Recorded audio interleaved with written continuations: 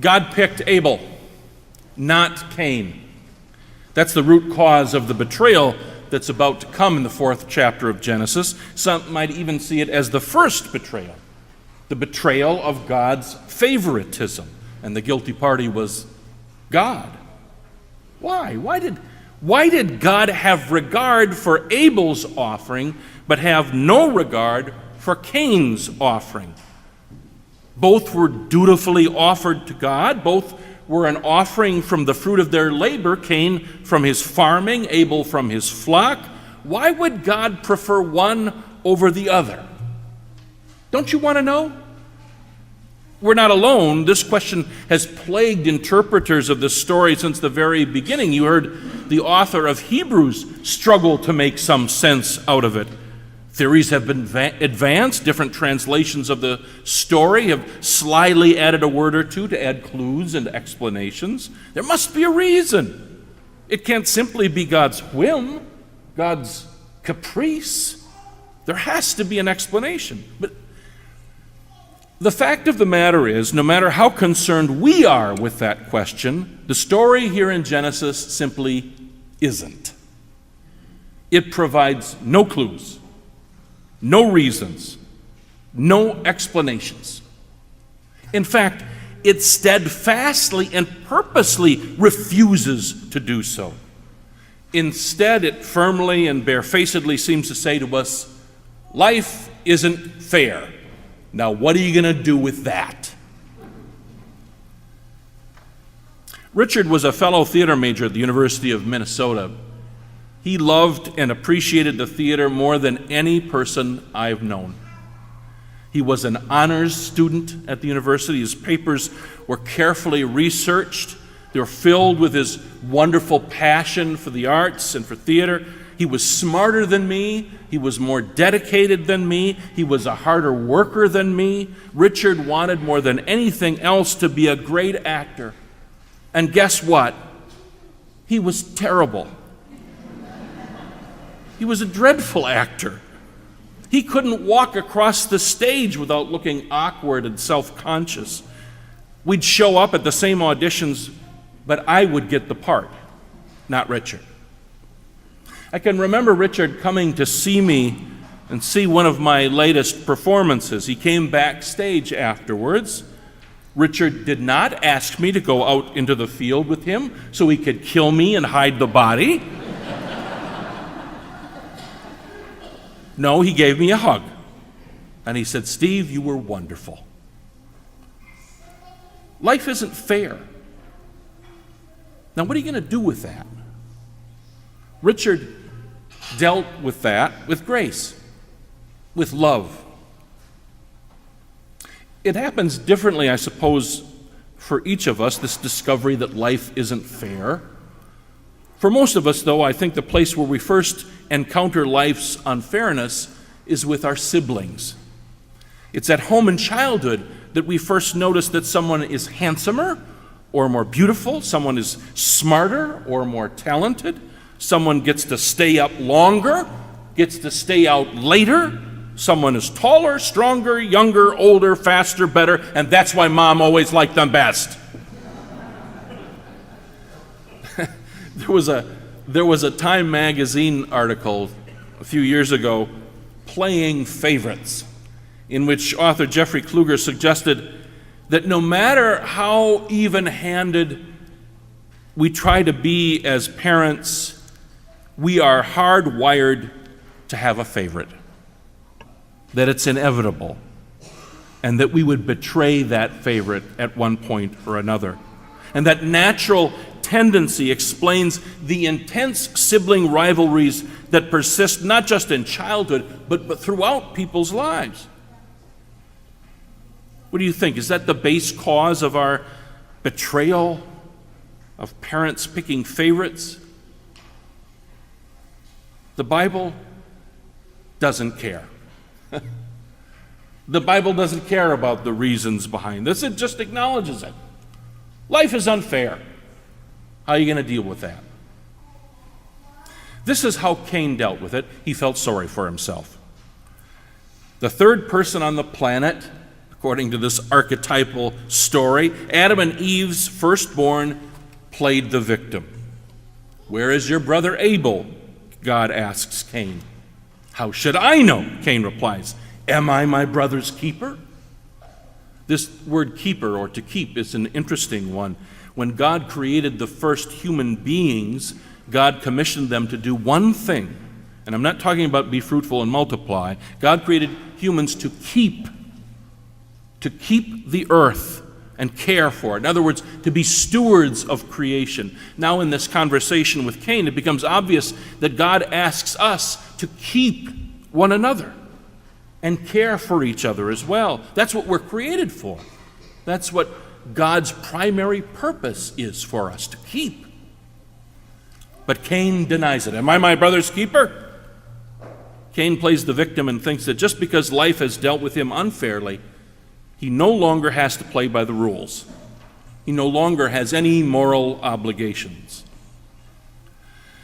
My Christian sisters and brothers, and myself, when I harden my heart against folks struggling with poverty, bigotry, cruelty, oppression, I've thought we should all wear a special wristband with the initials WWCD. What would Cain do? Am I my brother's keeper? Like Cain, we like to play the victim. Especially right now, you hear folks claiming victimization simply because their level of privilege is finally beginning to be reduced. Would you like to hear me talk about how hard it is to be a straight, white, American Christian male nowadays? Will that evoke pity from any of you? We like to play the victim even when we are the folks for whom the game has been rigged for so long. Listen, down through the ages, folks have taken this story of Cain and Abel and they've identified with Abel, the murder victim. Yeah, I'm like Abel. I'm always getting beat on. I'm always getting the short end of the stick, always treated unfairly. Oddly enough, that's a very Cain-like attitude, isn't it? And here's the strange thing about this story. The word Abel in Hebrew is best translated as vapor or nothingness. In other words, by giving the character the name Abel, the author is telling you that this is a caricature. You might as well have called him dead meat. He's not long for this story or for the world. He appears in the story only to disappear, like vapor. He's not a real person. He's not somebody that you can relate to. No, the character that we are, the one that we're left to relate to, is the one we don't want to relate to, Cain. We're not vapor, we're Cain. In a few more years, as my male pattern baldness proceeds, poor me, by the way, you'll be able to see a mark on the back of my head. When I was about 6 years old, my sister pushed me down against the TV set, opening a gash in the back of my scalp that required several stitches to close. Now, do you feel sorry for me? Or maybe you're wondering why she pushed me down. Well, because I had just taken a heavy stone ashtray and threw it at her head. Thank God for my 6-year-old strength and aim, or I might have killed her, in all honesty. So this mark on my head is shaped something like this. Isn't the mark of Abel, it's the mark of Cain. It's a mark of jealousy and anger, of hatred and violence. It's a mark of betrayal. It's a mark that attests to my humanity. It's a mark that I believe all of us have somewhere, even if it isn't sibling-induced, even if it doesn't show up on the outside. All of us have this mark that attests to our imperfection, our humanness, our fondness for playing the victim, our capability to sin against and harm others. It's a strange thing, though, this mark of Cain. In the Bible, it's put there by God, isn't it? And not primarily to mark Cain as a sinner, but to mark him as spared, as protected, as coming under God's grace and protection. Did you notice that? And God put a mark on Cain so that no one who came upon him would kill him. This mark, which all of us have, even if it isn't so obvious, remind us of both guilt and grace, of shame and forgiveness, of power and potential. It reminds us that our lives go on, and we still have the capability to choose, to be our brothers and sisters' keeper, to live the life of a disciple, not the life of a victim. Okay, here's your pop quiz question for the morning. Who in recent popular culture is well known for having a mark on his or her head? Harry Potter, right? Harry Potter, he got his mark from a brush with death at the hands of Lord Voldemort, the embodiment of evil. He got this mark as a sign that he was protected by his mother's love. Old magic. This mark became a sign of Harry's own capability to resist evil and act for good. It also provided a terrifying link with Voldemort, tempting Harry to play the victim, to act out of jealousy and violence. This mark forced Harry to choose again and again between good and evil, kind of like Cain, don't you think? But of course, we're not Harry Potter, you and I. We don't live magical lives. This morning, I'd like to suggest that we're much more like Neville Longbottom, Harry's classmate, who was hopeless and helpless for so many years, always saying the wrong thing, always in the wrong place, always the one to be knocked down, always the one to be embarrassed. There's a great moment in the second movie where Neville has once again been humiliated, hung up on a chandelier by some doxies, and he looks down at Harry and asks, "Why is it always me?" Life is unfair, and especially for us Nevilles.